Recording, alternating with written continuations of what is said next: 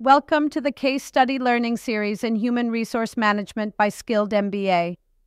Today's case study explores Planting 1,000 Seeds of Entrepreneurs, a bold and visionary initiative focused on fostering entrepreneurship among young women of color, beginning as early as middle school. Developed as part of the Goldman Sachs 1 Million Black Women Initiative, this program sits at the intersection of education, economic empowerment, and identity development. The program originated in March 2021 when Goldman Sachs launched the 1 Million Black Women Initiative. The initiative pledged $10 billion over 10 years to support Black women across healthcare, housing, education, and entrepreneurship. Within this umbrella, the Planting 1,000 Seeds of Entrepreneurs program was conceptualized by John Etta, who sought to create early exposure to business ownership for young Black girls, long before traditional career choices are cemented. John Etta faced a key structural decision: corporate path. Position the program within a company's existing DEI infrastructure with access to internal resources and brand support, but limited autonomy. Entrepreneurial path. Launch as an independent nonprofit organization, granting full mission control, but introducing challenges in funding, staffing, and implementation speed. The decision has implications for the program's sustainability, scale, and mission integrity. The need for this initiative is clear and compelling. 4%, the percentage of all U.S. businesses owned by Black women. 35%, growth in Black women-owned businesses since 2007, making them the fastest-growing demographic of entrepreneurs. $422 billion, total revenue generated annually by Black women-owned businesses. This data reflects strong entrepreneurial spirit hindered by systemic barriers in access to capital, mentorship, and early education. The 1 Million Black Women Initiative supports programs like this by investing $10 billion in communities that need structural uplift, prioritizing Black women entrepreneurs who historically face discrimination in funding, access, and mentorship, committing to a 10-year program that expects sustainable outcomes including expanded capital access and increased business ownership.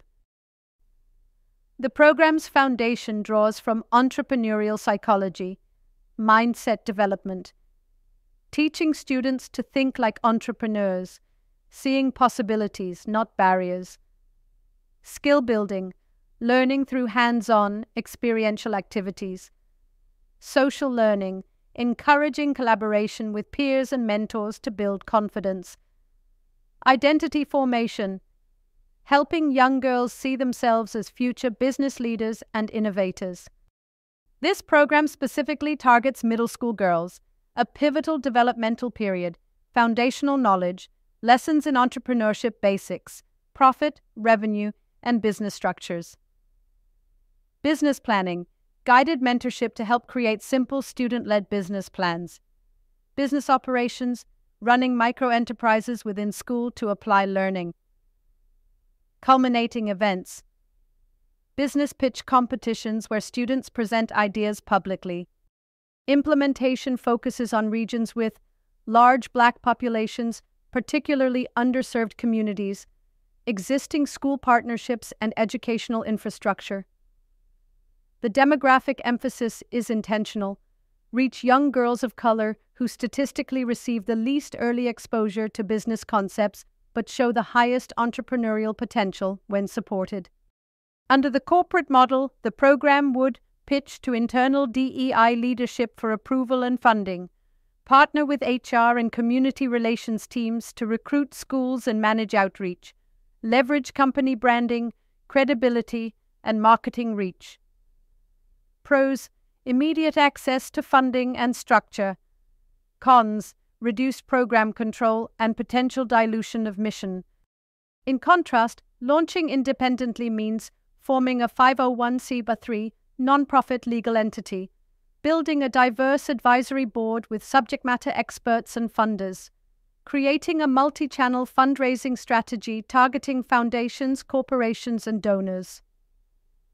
Piloting the program with robust evaluation metrics. Pros: full creative and operational autonomy. Cons: slower setup and need for sustainable funding. Factor: corporate path, non-profit path. Initial funding, easily accessible. Challenging to secure implementation speed faster due to infrastructure slower, needs building from scratch, program control restricted by corporate priorities, full autonomy over content and delivery, long-term sustainability. Subject to corporate changes, dependent on fundraising effectiveness.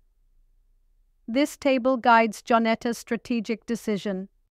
The program's curriculum covers ideation and opportunity recognition, identifying real-world problems and designing solutions.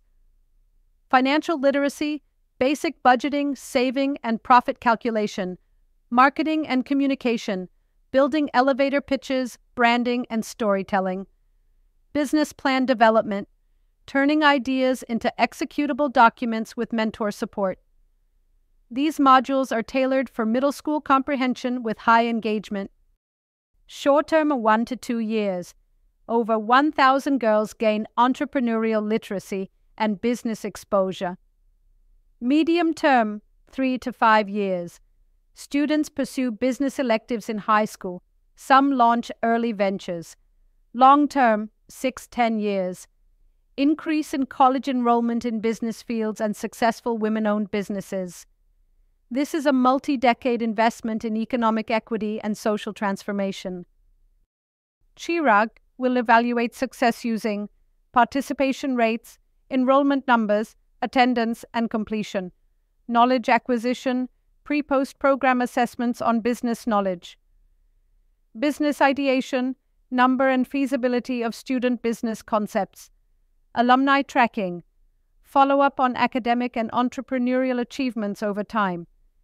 This data informs program improvement and proves impact to funders. Jonetta stands at a critical crossroads. Corporate path offers resources and speed, but less control.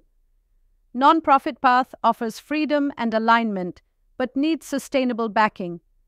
Regardless of the path, the mission remains clear. Plant 1,000 seeds of future women entrepreneurs of color. Thank you for joining this edition of the Case Study Learning Series in Human Resource Management by Skilled MBA.